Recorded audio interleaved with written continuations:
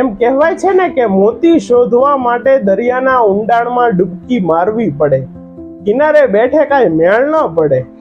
આપણે બધાને એવી લાઈફ જીવવી હોય છે જેની અંદર કોઈ પણ પ્રકારનું રિસ્ક જ ન હોય. બસ એક સેફ ઝોનની અંદર આપણે જીવતા હોઈએ. આપણે એવું મગજની અંદર ફિટ કરી દીધું છે. આપણે એવી લાઈફ જીવવી છે જેની અંદર કોઈ મુશ્કેલી જ ન હોય, કોઈ પણ પ્રકારનું ટેન્શન જ ન હોય. બસ એક સેફ લાઈફ જીવીએ. જો સચિન તેંડુલકર અને મહેન્દ્રસિંહ ધોની તે લોકો જો ક્રિકેટ શીખવાનું શરૂ જ ન કર્યું હોત અને એના મગજમાં એવું વિચારત કે આનાથી મને વાગશે, હું પડી જઈશ, તો આજે તે આ સ્થાને પહોંચ્યા જ ન હોત.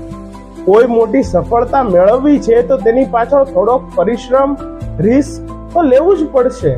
તમે કોઈ પણ ચાંદીની વીંટી કે સિક્કાને એક સ્થાને મૂકી દેશો તો તે સમયાંતરે કાળું પડી જશે. આપણી લાઈફને ખુરશી પર બેઠા બેઠા સપનાઓ જોવામાં નથી કાઢવાની.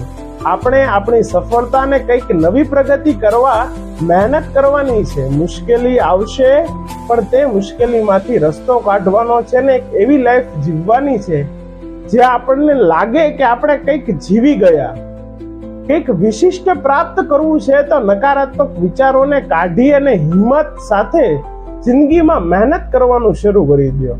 આભાર.